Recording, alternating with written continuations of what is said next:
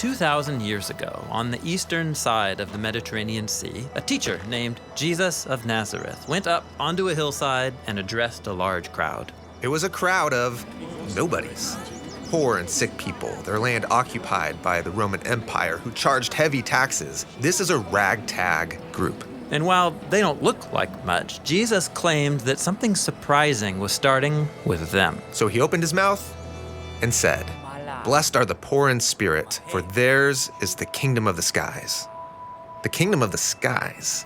What does that mean? Well, Jesus uses this phrase to talk about a new kind of reality. From our perspective, we see a world of violence and corruption where might makes right. But for Jesus, there is a realm where generosity reigns, where there's justice and peace. It's a world where love is the final word. And that reality might as well be up in the skies. It's beyond us. Exactly. It's God's heavenly reality, which might seem far off. But Jesus was claiming that heaven was coming to earth, right here and now, beginning with these people. That's unexpected. And so is what he says next. Blessed are those who grieve, for they will be comforted. So this group that's at the bottom of society, they know all about loss and grief. But Jesus said something's coming that's going to turn sorrow into joy. And then he said, "Blessed are the unimportant, for they will inherit the land." And these people are not powerful or important, but just wait, Jesus says, because one day it will be you all who are ruling the world. You know, it kind of sounds like Jesus is trying to start a revolution. Well, kind of, but it's not a revolution for those who are hungry for power or influence. This is a movement of people who are going to serve because they long for healthy relationships between people and communities and nations. Yeah, as Jesus puts it next. Blessed are those who hunger and thirst for righteousness, for they will be satisfied. Blessed are the merciful, for they will be shown mercy. Just imagine it. A group of powerless nobodies ruling the world through generosity and forgiveness and justice. This is a Jesus-style revolution. The next thing Jesus says is, "Blessed are the pure in heart, for they will see God." And this one really raises the bar. To be part of this revolution, my heart needs to be so pure I could look directly at God. Well, Jesus knows that all of our choices, even our good ones, are often driven by mixed motives. For Jesus, real peace is only possible through people who know that they need to be transformed if they're going to truly love God and others. And this sounds wonderful, but it's a radical calling. That's exactly right. In fact, Jesus goes on to explore just how radical it is. Blessed are the peacemakers, for they will be called children of God. So God's new reality won't just happen by itself. It requires people who are willing to enter into the conflicts of others, urging and helping create a way towards peace. But that way of life can be dangerous.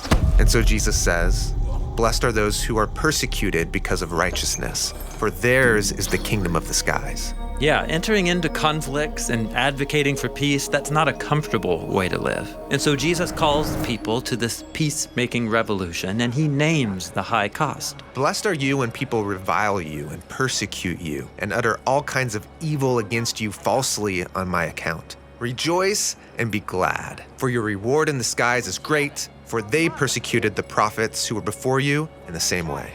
What does that mean, the prophets before you? Well, Jesus and this whole crowd are Israelites. And in their Hebrew scriptures, God promised that it would be through Israel that his kingdom would be restored over all the world. But as the story goes, Israel becomes as corrupt and violent as everyone else, and they end up enslaved to oppressive nations. But Israel's prophets stood up to these kingdoms and criticized their corruption. They said that one day God's heavenly kingdom would break in, starting with a small group of Israelites who would be willing to surrender everything over to God. So Jesus wants this crowd to see that they're part of that legacy. Yes, and that's why Jesus concludes this first block of teaching with 3 images from their scriptures. The first is, "You are the salt of the land." Salt is a mineral that preserves food for a long time. And in the Bible, salt is used as a symbol of God's long-lasting covenant with Israel. Jesus is saying that he and this ragtag group are the launch party of God's long-lasting ancient promises to renew the world. And then Jesus says, "You are the light of the world. And a city on a hill cannot be hidden. He's referring to the biblical image of God's light, his presence shining out from its dwelling place in the temple in Jerusalem, which was a city on a hill. But these people, they aren't the rulers. I mean, they don't even live in Jerusalem. And yet, surprise, Jesus says, you all are God's salt and city and light. You all are the blessed ones, the new Jerusalem that's going to display God's kingdom to all the world.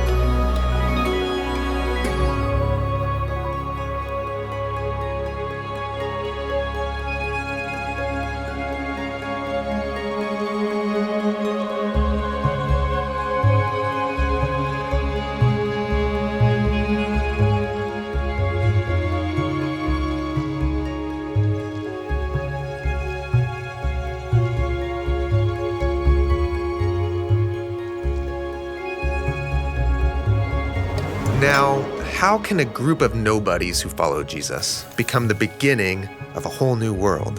Well, Jesus is going to help them reimagine who God is, who we are, and how we should live and treat other people. That section of the Sermon on the Mount is what we're going to look at next.